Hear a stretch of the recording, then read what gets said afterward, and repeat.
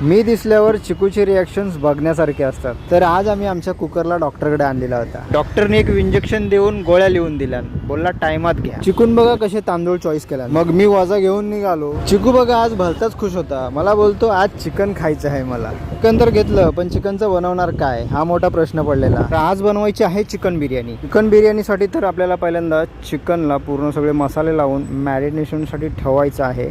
ही recipe एकदम साधी, सरळ आणि सोपी, कमी खर्चात होणारी रेसिपी आहे. त्यांना तर मसाले लावून झाले, तर बिर्याणीसाठी तांदूळ धुवून घेतलेले. तेल तर आपलं गरम झालेलं आहे, त्यामध्ये सगळे मसाले टाकून छानपैकी परतून घ्यायचे. त्यानंतर आपल्याला ॲड करायचं आहे त्यामध्ये चिकन, आणि चिकन पण मस्त असं मसाल्यामध्ये परतून घ्यायचं आहे. नंतर ॲड करायचे आहेत त्यामध्ये तांदूळ.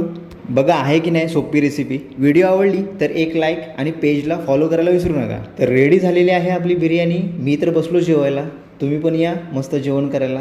चला बाय बाय.